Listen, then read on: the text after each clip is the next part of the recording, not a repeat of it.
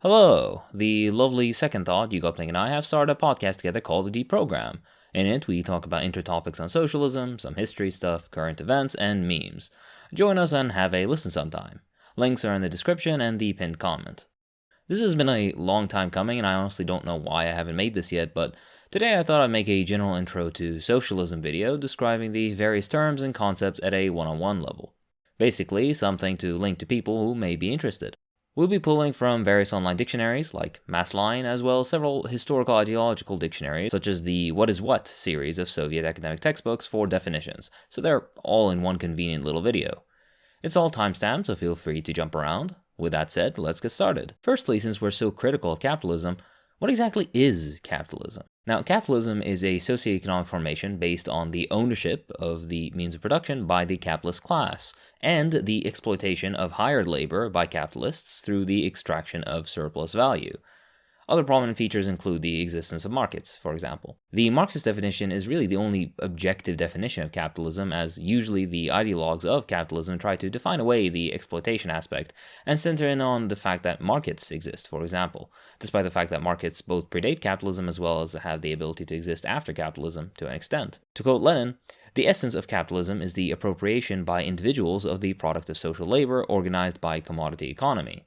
Hold on though, we just introduced 4 other terms: means of production, exploitation, surplus value, and of course the capital part of capitalism. Let's define those two. Now, means of production can be defined as the totality of the material elements of economic production. Alternatively, you could define it as that which is required for social reproduction, a somewhat wider definition. This includes factories, mines, machinery, tools, raw materials, land, buildings, means of transport, amongst many other things. With that said, what is exploitation? Exploitation, has 2 definitions. The colloquial one most people assume when hearing the word exploitation, which usually means the unjust or improper use of another person for one's own profit or advantage. That's not the Marxist definition, though. In the context of capitalism, the Marxian concept of exploitation is the expropriation, or theft, of the labor of a worker via the extraction of surplus value by the owners of the means of production, the capitalists. In essence, the capitalist gets more out of the worker than he pays for. That's the basis of profit in the sphere of production. Still, we mentioned surplus value. What is that then? Well, as already loosely defined above, surplus value is the value produced by workers in the capitalist system of production, which is over and above that which goes to pay their wages, the costs of raw materials, overhead, and other expenses required to keep the production process going. As Marx says in Capital, the action of labor power not only reproduces its own value, but produces value over and above it. This surplus value is the difference between the value of the product and the value of the elements consumed in the formation of that product, in other words, of the means of production and the labor power. Furthermore, Engels states in Anti-Düring, to lay bare the essential character of capitalist production, this was done by the discovery of surplus value. It was shown that the appropriation of unpaid labor is the basis of the capitalist mode of production and of the exploitation of the worker that occurs under it. That even if the capitalist buys the labor power of his laborer at its full value as a commodity on the market, he yet extracts more value from it than he paid for, and that, in the ultimate analysis, this surplus value forms those sums of value from which are heaped up the constantly increasing masses of capital in the hands of the possessing classes. The genesis of capitalist production and the production of capital were both explained. Now, since we just mentioned capital, what exactly is capital? The Marxist definition of capital is the wealth, including not only money, but more essentially also land, buildings, machinery, and hard labor, that is devoted to the production of more wealth. The capitalist hires workers who make practical use of that existing capital, be it factories, machinery, raw materials, etc., to create additional value, so-called surplus value that we already defined, which then automatically belongs to the capitalist. This retained surplus value becomes part of the expanded capital that the capitalist then owns. If an ordinary person like yourself has some money saved up or still some left over at the end of the month, that is not necessarily capital. The reason is that the worker has no way of making use of that money to create more value, more capital. You as a worker do not own a factory, machinery, the necessary raw materials, etc. that would allow you to do that.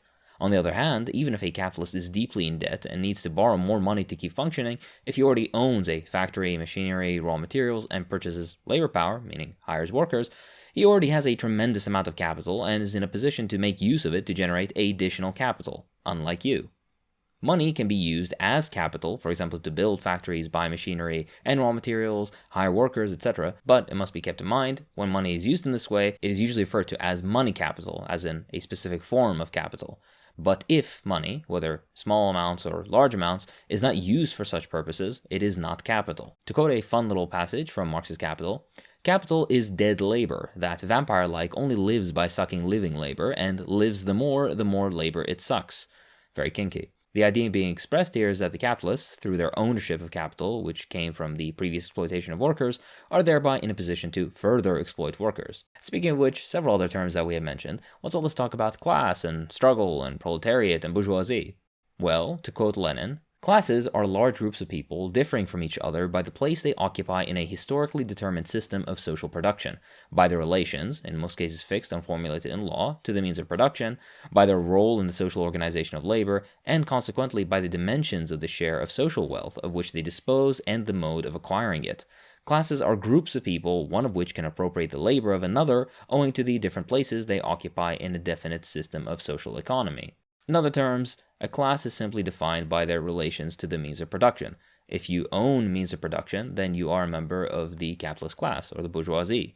If you own no means of production and as a result must sell your labor power, then you are a member of the proletariat. Now, with that said, what exactly is the proletariat?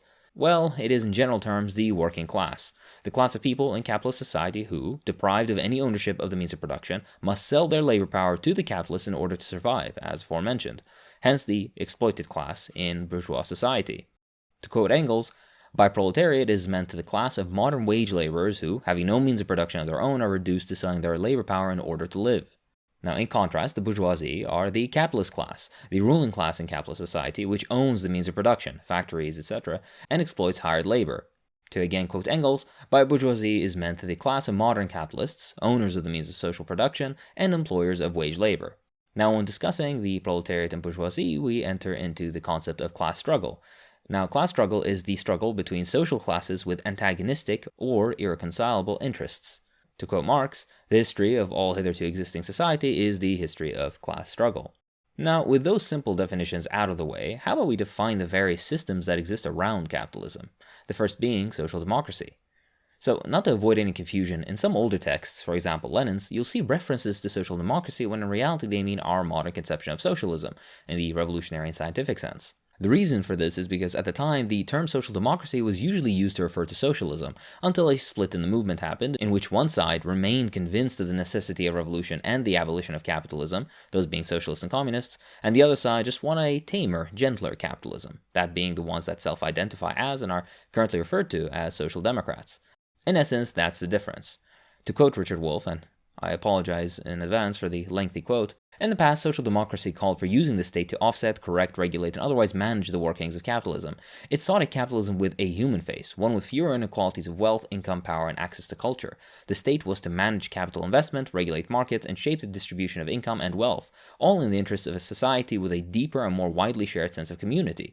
Economic growth and efficiency attributed to capitalism were to be supported, while state policy would prevent or counteract the socially undesirable consequences of private capitalist production and commodity markets. State interventionist capitalism was the solution. Private capitalism, free of state controls and intervention, was the problem. The social democratic solution thus constrained what private capitalists could do in their profit-driven competition with one another and their profit-driven relations with employers and customers, but it left them in the position of receiving and dispensing enterprise profits.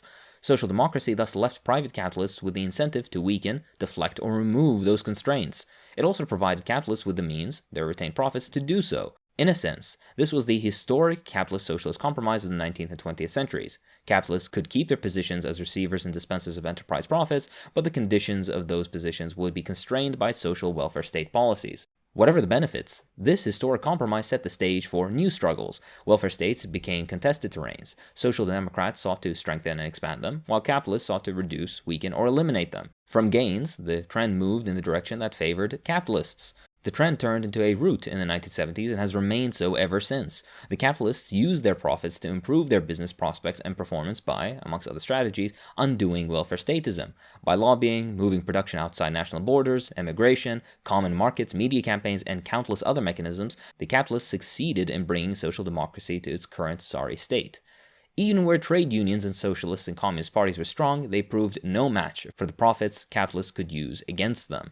In essence, this was an analysis that was already made by Marx, Engels, Lenin, and other thinkers of the time, and history has proven the social democratic path to be a failed one, especially when it comes to minimizing the power of capitalists and instituting socialism. I go into this further in my video on the problems of the Western left here.